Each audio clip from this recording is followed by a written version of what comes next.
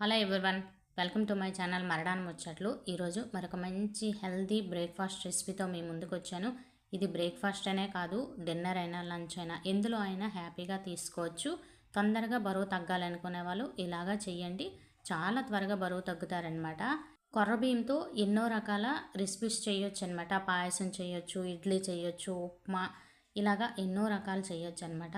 ఈరోజు నేను చేసేది ఉప్మా అనమాట. కొర్ర బియ్యంతో ఈ కొర్ర బియ్యంతో చేసే ఉప్మాని ఒక కప్పు తిన్నామంటే చాలు అనమాట.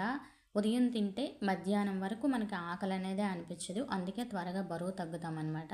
ఇప్పుడు ఈ ఉప్మాని చేయడానికి స్టవ్ పై కడాయి పెట్టుకొని అందులో ఒక కప్పు, మన ఇంట్లో ఉండే ఏ కప్పు అయినా పర్వాలేదు, నేను తీసుకునే ఈ కప్పు క్వాంటిటీకి 3 మెంబర్స్కి ఉప్మా వస్తుంది అనమాట. దీన్ని బట్టి మీరు ఉప్మాని మీ ఇంట్లో ఉండే మెంబర్స్ని బట్టి కొర్ర బియ్యం తీసుకొని ఇలాగా ఒక్క 2 నిమిషాల పాటు వేయించాలి. వేయిస్తున్నప్పుడు వైట్ కలర్లోకి వస్తాయి, అలాగా కమ్మని వాసన కూడా వస్తుందన్నమాట. ఇలా వేగిపోయిన ఈ కొర్ర బియ్యాన్ని ఒక ప్లేట్లోకి అయితే తీసుకొని వీటిని అయితే పక్కన ఉంచండి. ఇప్పుడు అదే కడాయిలో 1.5 టేబుల్ స్పూన్ ఆయిల్, అలాగే 1/2 టేబుల్ స్పూన్ నెయ్యి వేసుకోండి. అలాగే నెయ్యి కానీ ఆయిల్ కానీ తగ్గించాలనుకునే వాళ్ళు తగ్గించుకోవచ్చు అనమాట. ఈ రెండు వేడైన తర్వాత 1/2 టేబుల్ స్పూన్ చొప్పున ఆవాలు, జీలకర్ర, 1 టేబుల్ స్పూన్ శనగపప్పు, 1/2 టేబుల్ స్పూన్ మినప్పప్పు వేసేసి ఈ 4 కూడాను దోరగా వేగాలన్నమాట. ఇలాగా దోరగా వేగిన తర్వాత పెద్ద ముక్కలుగా కట్ చేసిన ఉల్లిపాయ ముక్కల్ని 1/2 కప్పు వరకు వేయండి. చిన్న ముక్కలుగా కట్ చేసుకున్న క్యారెట్ ముక్కలు 1/2 కప్పు, మనం తినే కారాన్ని బట్టి 5 నుంచి 6 పచ్చిమిర్చి చీలికలు, కొద్దిగా కరివేపాకు వేసేసి ఇవన్నీ కూడాను దోరగా వేగాలన్నమాట. అంటే ఉల్లిపాయలు, క్యారెట్ లైట్గా మెత్తబడాలన్నమాట. ఇలాగా వేగిన తర్వాత 1/2 టేబుల్ స్పూన్ అల్లం తరుగు, అలాగే మీడియం సైజు టమోటాలని రెండింటిని ఇలా చిన్న ముక్కలుగా కట్ చేసి వేసుకోండి. అలాగే రుచికి సరిపడా ఉప్పు వేసేస్తే టమోటాలు తొందరగా మెత్తబడిపోతాయి అన్నమాట. ఇలాగా వేసేసిన తర్వాత మొత్తం అంతా కలుపుకుంటూ టమోటాలు సాఫ్ట్గా అయ్యేంత వరకు మగ్గించుకోండి. ఇలాగా టమోటాలు కొద్దిగా మగ్గిన తర్వాత కొద్దిగా కొత్తిమీర, అలాగే 1/2 టేబుల్ స్పూన్ ఇంగు వేయండి. ఉప్మాకి ఇంగు ఫ్లేవర్ చాలా చాలా బాగుంటుంది. వేసేసిన తర్వాత మరలా ఒక్క నిమిషం పాటు ఫ్రై చేయండి. ఫ్రై చేసిన తర్వాత మనం ఏ కప్పుతో అయితే కొర్రబియ్యం తీసుకున్నామో అదే కప్పుతో 4 కప్పులు వాటర్ వేసుకోవాలన్నమాట.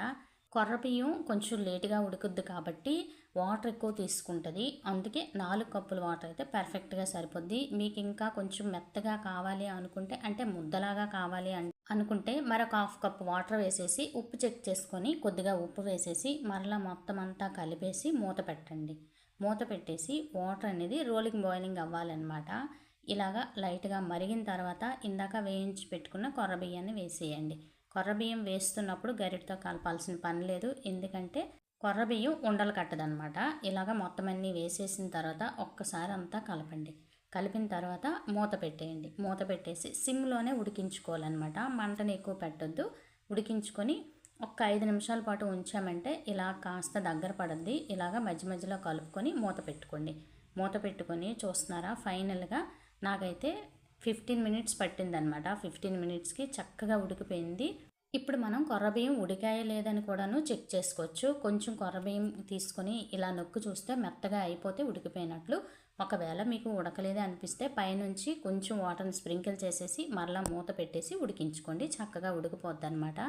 ఇది వేడివేడిగా కానీ చల్లగా కానీ ఎలా తిన్నా చాలా బాగుంటుంది. బ్రేక్ఫాస్ట్లో ఒక కప్పు తిన్నామనుకోండి, టమ్మీ ఫుల్ అయిపోయి మధ్యాహ్నం వరకు మనకు ఆకలి అనేది అనిపించదు అనమాట. మధ్యలో ఏమీ తినకుండా ఉంటాం కాబట్టి త్వరగా బరువు తగ్గుతాము. అది డిన్నర్లో తింటే ఇంకా హ్యాపీగా ఉంటుంది. ఉదయం తొందరగా తినాల్సిన పని లేదు. ఉదయం లేవంగానే అంత ఆకలి కూడా అనిపించదు అనమాట. చాలా చాలా మంచి రెసిపీ అండి. టేస్ట్ కూడాను అంతే బాగుంటుంది అనమాట. మిల్లెట్స్తో చేస్తున్నాం కాబట్టి ఇంకా హెల్దీ అనమాట. ఈ హెల్దీ రెసిపీని మీరు కూడా ట్రై చేసి మీకు ఎలా కనిపించింది అనేది కామెంట్లో కామెంట్ చేయండి. కొత్త వాళ్ళు అయితే నా ఛానల్ సబ్స్క్రైబ్ చేసుకుని ఒక లైక్ చేయండి. మన యూట్యూబ్ ఫ్యామిలీ మెంబర్స్ అయితే నన్ను సపోర్ట్ చేస్తూ ఉండండి. ఈ రెసిపీ నచ్చితే మీ ఫ్రెండ్స్కి, రిలేటివ్స్కి షేర్ చేయండి. రేపటి మరొక మంచి వీడియోలో మళ్ళీ కలుస్తాను. ఉంటాను ఫ్రెండ్స్, బాయ్.